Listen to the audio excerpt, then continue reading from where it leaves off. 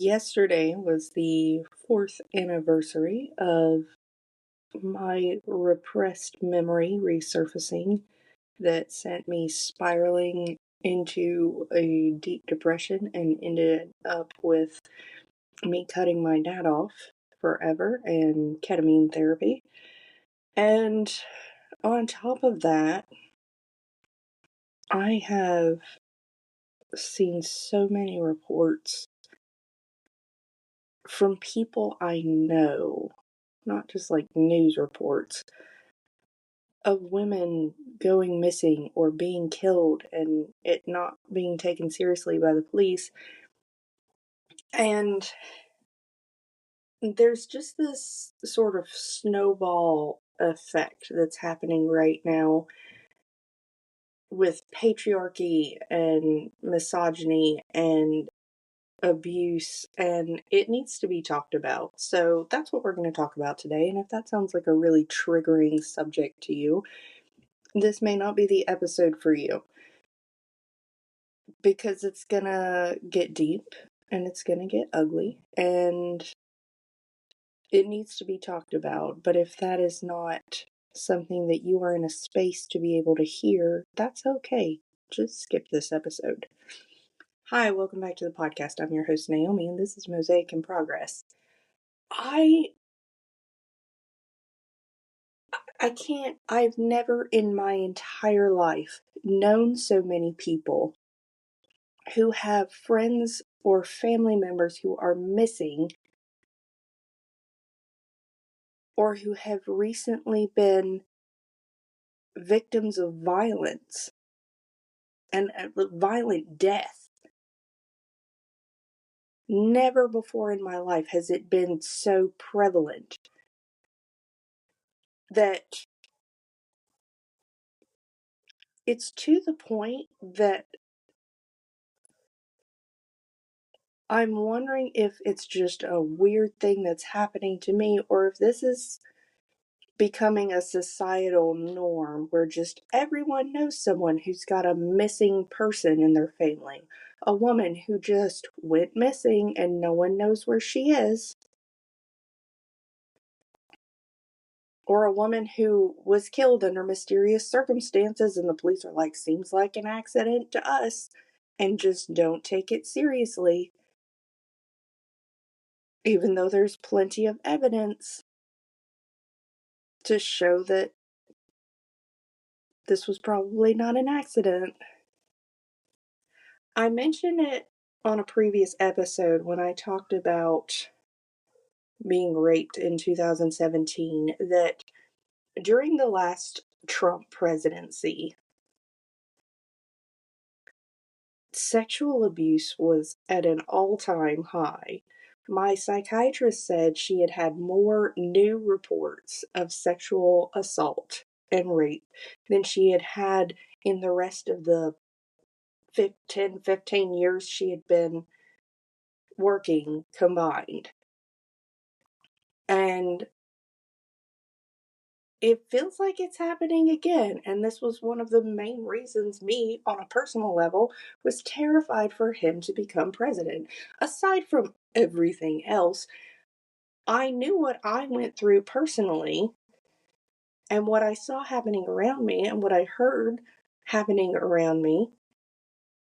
And I was like, it's going to happen again. And I'm seeing it happen again. That when someone reaches power who is a known sexual abuser, it becomes okay for everyone else to do it too. Because if the most powerful man in the world can get away with sexual abuse and be reelected, despite also being a convicted felon, then it's okay for anyone else to do it too. Why should they not do it? Donald Trump did it and got elected to be president. Why should they not? And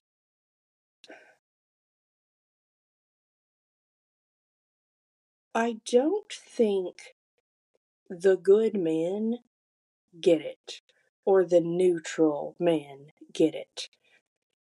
And in this day and age, being neutral means you're on the side of bad.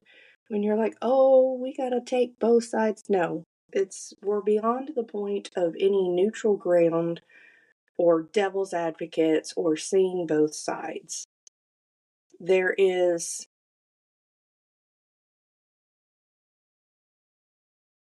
a drastic shift toward violence against women. And if you can't see that and call it out, you're not on the side of women. And I've been noticing it online. This is just, it's such a weird metric. It's such a weird metric because people are so empowered to say whatever the fuck comes to their mind when they're hiding behind a screen and they can just type out whatever they want to, and there's no one standing in front of them who might punch them in the face for saying something like that. And not that I advocate violence just for words, but to be fair, prior to the internet and the social media platforms that we have now, if you said some of the things that people say online, somebody would punch you in the face. And I'm not saying that's right. I'm also not saying it's wrong, because people were afraid to say the bullshit that they say online because they knew there would be consequences for it. And there's no consequences when you're just sitting behind a screen. But I am seeing an uptick in the way that men speak to and about women in such hateful and violent ways. I'm just a couple of examples. I saw a picture posted of Taylor Swift, and love or hate Taylor Swift, say whatever you want about her. It was just a picture of her at like an award show or something. You know, normal, just like standing in front of the backdrop. They always get the pictures of the celebrities that are there. And the comments were absolutely vitriolic from men, just like regular, ordinary Joe Blow men who felt the need to comment, she's an attention whore, she's mid, she's ugly, she looks like a man, I wouldn't do her, I would just. And I'm not saying that this has not happened before, that this is new, but it was so much more than I typically see. And there was another post, and this one was from like a joke page that I follow, and it was a picture of a woman, and she was dressed, but she was a little scantily clad, and she's just sitting there like drinking a glass of wine, and the caption was, "On a first date, real nervous." And I was like, a crumb of context, please. This is a joke site. I don't understand. So I went to the comments to see if anyone had like given any context, and apparently the woman was a porn star who's apparently very well known. And the comments from the men who knew who she was, I want to reiterate, they knew who she was. There's only one way to know who a porn star is, because I didn't. And they were like, he's nervous because her body count's higher than his IQ. He's nervous because, and there was all of this just like nasty comments about how gross she was and disgusting she was, and used up and trash. And just absolute vitriol from men who were obviously consuming her content. And it's such a weird thing in our society that men who consume porn also think porn stars are trash. Men who would pay for a hooker think hookers are trash. Men who would love it if a woman put out without expectation think that women who do that are trash. They consume us like fucking paper towels and treat us with as much respect. And this is the problem with patriarchy. Because patriarchy says that men are the smart ones, men are the strong ones, men are the best, and so they're the ones that need to lead everything. Because women are too weak and emotional. And so women become objectified because they are just there for a man to use. They're not good for leaders. They definitely shouldn't be in charge of anything. So the automatic conclusion from that is that they're just objects. And they are treated like objects. We are treated like objects. It has been absolutely eye-opening for me as I have gotten older to see how rarely I get hit on anymore. And to reflect on how often that the men hitting on me were so much older than me when I was younger. And that men with their pursuit of the sexuality of women only pursue those who are not mature enough to see through them. I got hit on more as a teenager than I do now. By grown men. I want to make that very clear. Not other teenagers hitting on me. Grown men.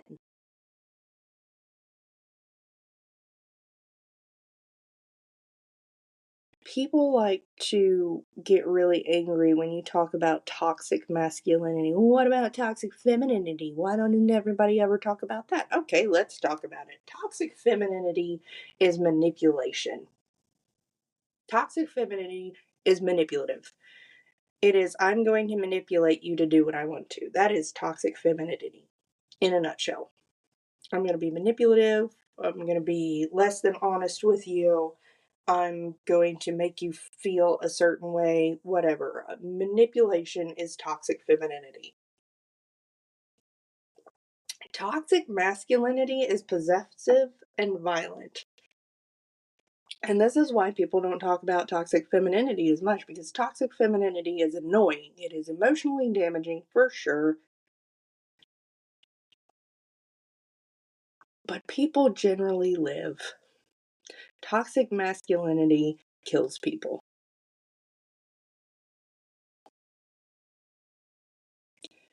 And people have this idea that feminism is just like the pendulum swing to the other side of misogyny, that feminism is just misogyny for women, that all it is hate of men.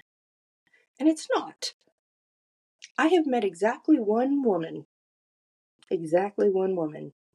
who fit the stereotype that I was fed by my conservative evangelical parents, that feminism was just women who hated men and they didn't want men to be in charge of anything, and they wished violence towards men, and they thought the world would be a better place without men, and they wanted to just switch roles and make men subservient and hurt men, blah, blah, blah, blah, blah.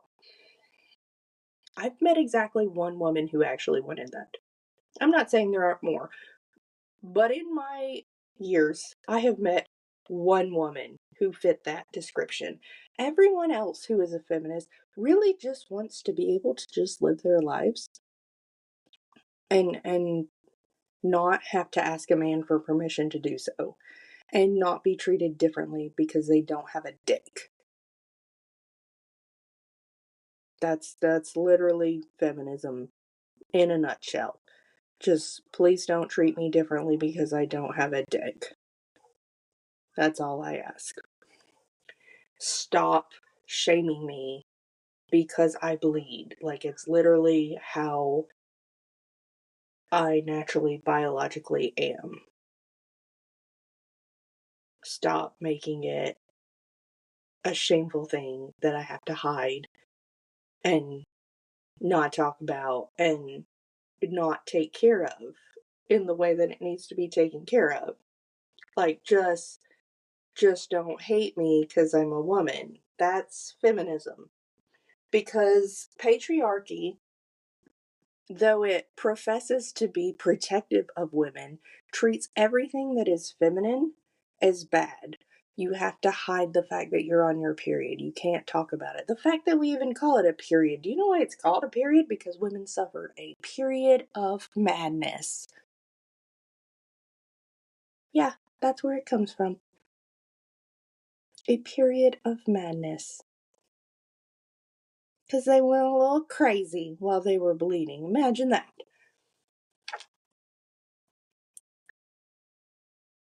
The fact that we think that it is reasonable for toilet paper to be provided by companies in their public restrooms, but menstrual hygiene products is just a luxury and shouldn't be put out as an expense.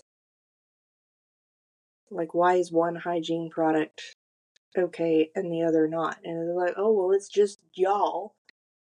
It's 50% of the population. Actually, I think we're 51% now, but you get the idea.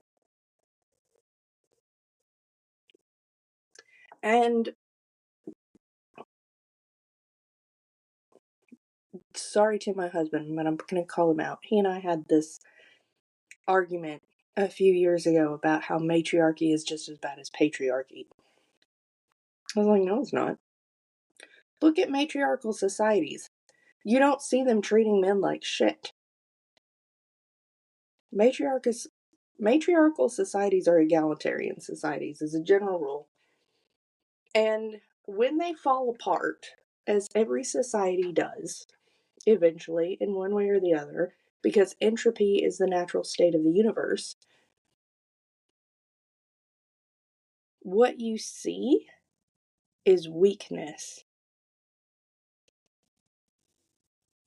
not violence.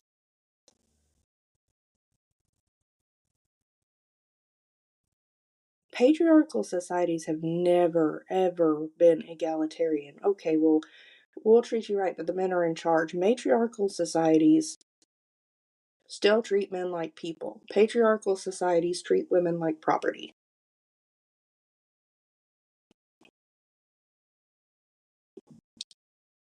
And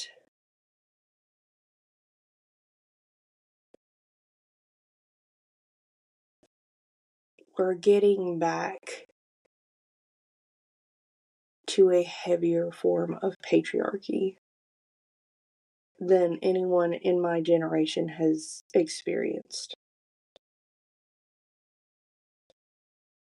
And it's so funny because we're one generation removed, 2 generations removed from finally getting credit cards without our husband's permission. And they're rolling it back. Because in patriarchy, men are weak. They are. In a patriarchal society, men are the weakest of society because they rely solely on the fact that they're men to get their power. They don't have to really prove anything except against other men. And that's just dependent on where you're at and what your job is. And the bar gets set progressively lower. Because when women don't have the right to choose anything about their life, they have to accept whoever comes along. I mean, this is why reading fiction is important. Read Jane Austen's books. They were a commentary on how women were treated in English society in that era. Women had no rights. What they had was the hope that they would find a relatively wealthy or at least stable husband. And so they didn't have to die in poverty. And that's the entire basis of her books. That's the entire topic that she covers. People are like, "Oh, it's a great romance." She was making a point. She was addressing a political topic. And it kind of breaks my heart to see people just romanticize Mr. Darcy or whoever, because you've missed the point of her book. The point of her books was that women had no rights. They had no ability to take care of themselves. And she went through that. She and her sister went through that. And so she wrote the fairy tale ending that she wished that they had had. Multiple times over in different ways. What if everything had turned out well for us? It could have been like this. That is what her writing was about. And in a patriarchal society, this is what men want. So somebody like Andrew Tate is a catch. He's not at all. And I think that anyone who has ever seen a picture of him can look at the fact that he thinks he's a catch and he thinks he's a prime male specimen and agree that that man is delusional. Don't nobody want that. Especially with all of his attitude that goes along with it and the sex trafficking that goes along with it. Also, can we talk about the fact that we're just legalizing racism and violence toward people because of their skin color or presumed nationality? But we're excusing it with, oh, they're bringing in rapists and drug dealers, but we brought back literal human traffickers. Andrew Tate and his brother. They're literally human traffickers. And we brought them back. And somehow that's okay.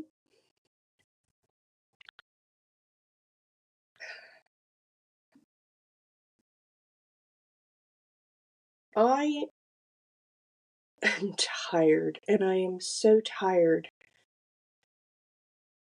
of people who are not affected not caring. If you are a man and you care about women, you need to be calling this out, and you need to be calling it out to men who think differently than you. Oh, I don't want to, it might hurt my job. And oh, boo hoo, I might get raped and murdered. And no one's going to do anything about it. Your job might not like you. You might get passed up for a promotion. Aw, do better. I am tired of people saying they're allies and doing nothing. I'm tired of people being scared to speak up about things that don't affect them personally when they have a position of power and a voice to be able to do so, and just watching this happen.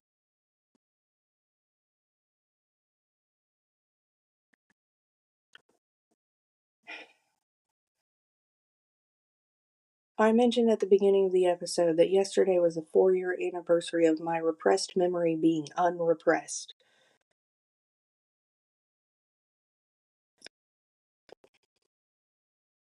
And 4 years later, I still struggle to say these words. My dad, my biological father, raped me when I was 7 years old.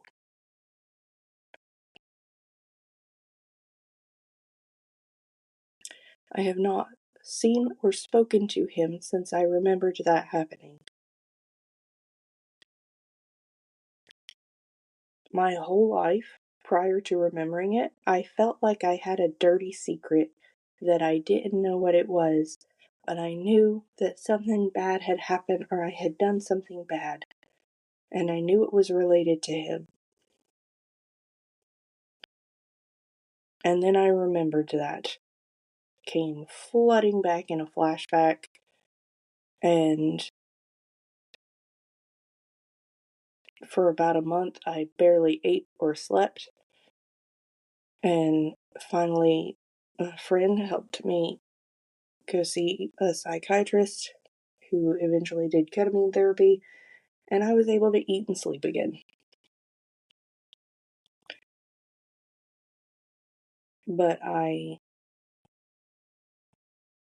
have not spoken to him since, and I have the intention to never see or speak to him again. And I told some of my family members about it, and they said they believed me and continued to invite him to family events.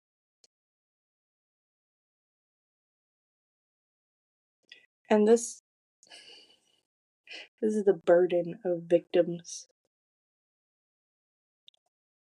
that you get to watch everyone else just go on living their lives. The person who hurt you go on living their life. The people who say they believe you, treating the person who hurt you like nothing happened.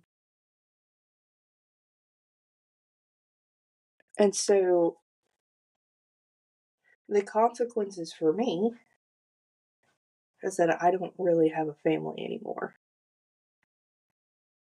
because they don't believe me enough to do anything about it. They say they believe me. Many of them have come to me and talked about how creepy he was and how they've always been suspicious of him and how they knew bad things were happening. Um, Even found out that he apparently did the same thing to one of my aunts. But it's not enough for him to be uninvited. It's not enough for them to prioritize my safety and mental health over him. And so I don't have a family anymore. And setting boundaries for yourself is like that a lot. And I feel like a lot of people are learning that after this last election, that having to set boundaries doesn't mean that other people respect them. Boundaries are about what you do. It's not about what other people do. If you do this, I will do this. If you invite him to the family gathering, I will not be there. That's my boundary. They don't have to do anything about that. That's my own boundary. So they invited both of us. They're not picking sides. Okay, that means you get to have a relationship with a pedophile and you don't get to see me anymore. Does it hurt me? Absolutely. I loved my aunts and uncles. I loved going to the family gatherings, but continues to be welcome there, so I'm not going.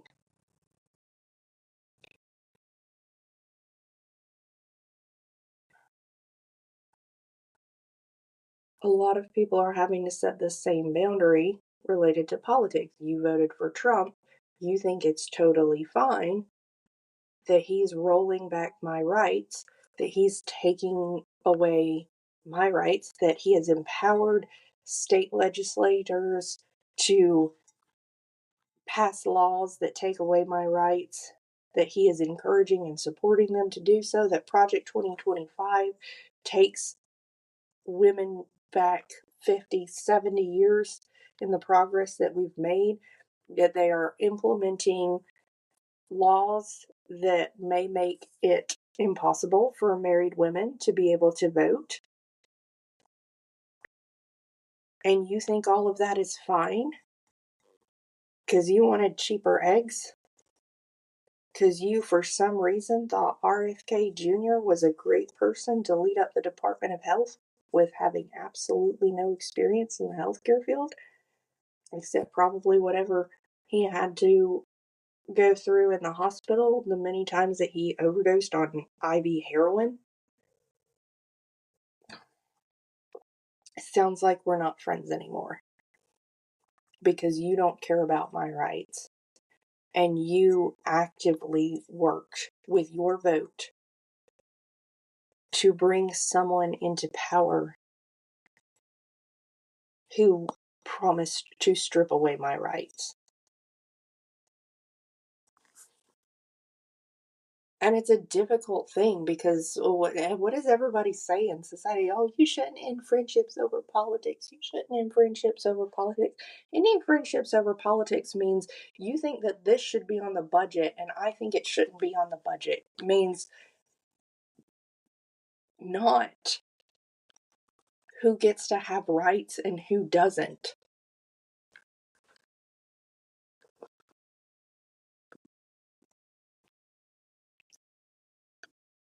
I mean, it's what our country was founded on, that we're all supposed to have rights. And I realize that there's a asterisk with that because of when the country was founded and the white men who founded it keeping everyone but white men having it. But the words that they wrote, however they meant to them, was the gateway for everyone eventually getting rights. Because that's when they put pen to paper, that's what they said, whether they meant it that way or not.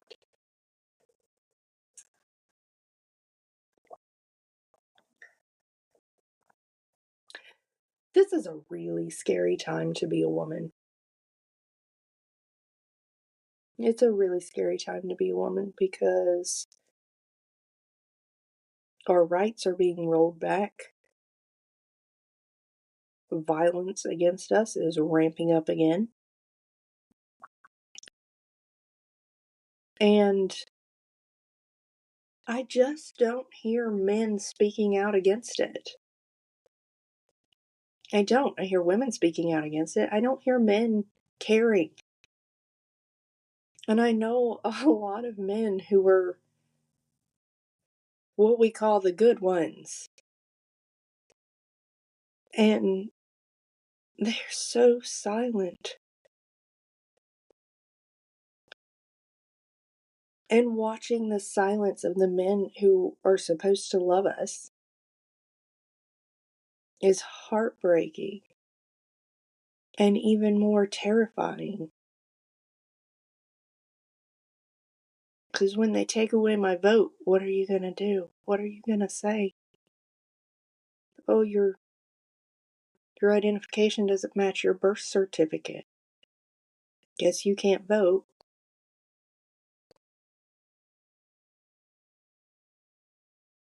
Are you going to do anything? Or are you just going to stay silent?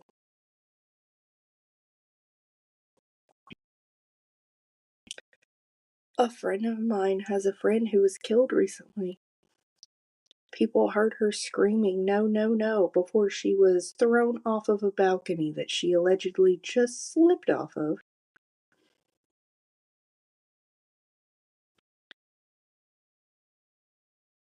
And the police won't do anything. They said it was an accident.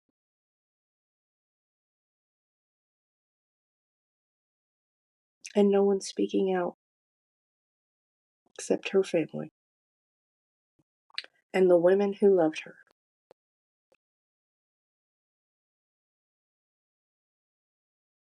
We are in a patriarchal society, and patriarchy empowers men to be weak and stupid.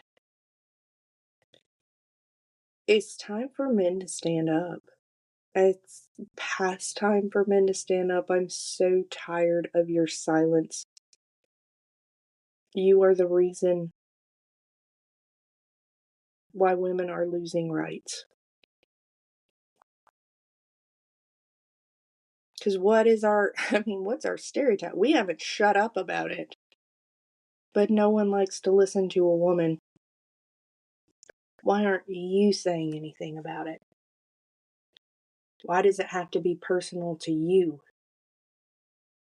And why does every man preface anything about women with, if you have a daughter, why do you need to have a daughter?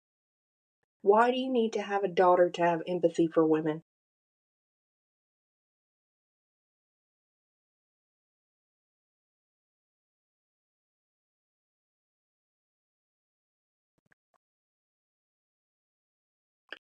It's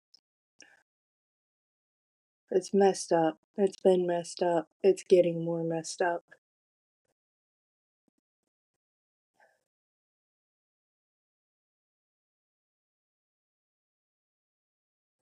And it's feeling more and more hopeless.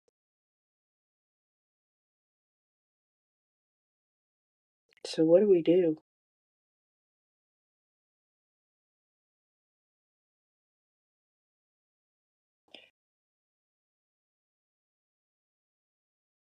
We keep speaking out. We don't let them silence us. We encourage those around us to speak out. I saw a recent statistic because it was talking about how the majority of America voted for Trump. No, like a fourth of America voted for Trump. Almost half of America didn't even vote because people don't believe in the system anymore. Nor should they. It's messed up. It's time to stop being silent. It's time to empower the people who are silent. The silent majority that the right wing claims to be is a lie. The silent majority is the majority of Americans who do not get involved in politics because they don't see any point in it, because they see no hope in it.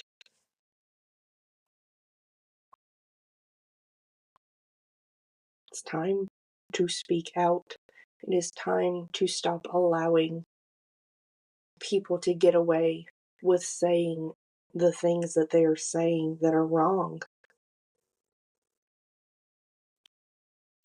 And we can do it on a political level, and we can do it on a personal level. If you know that your family member is a rapist or a pedophile, why don't you call out the organizer of the event and say, I will not be coming because you know Uncle so and so raped my cousin. So I'm not going to be around him, and I can't believe you would invite him. Why are we not shaming people for allowing predators into our social circles? Oh, well, he said, she said. No, enough of that. Stop making excuses for predators and abusers. Stop making excuses for people who treat people like shit. Start calling them out, and call out the people who empower them and accept them in all of their meanness.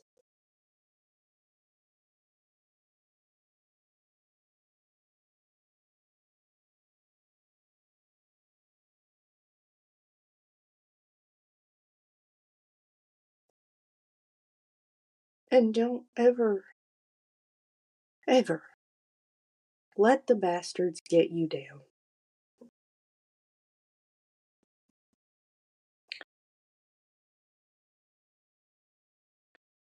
Thank you for joining me again on the podcast, and I will see you all next week as we both continue to work on our mosaic in progress.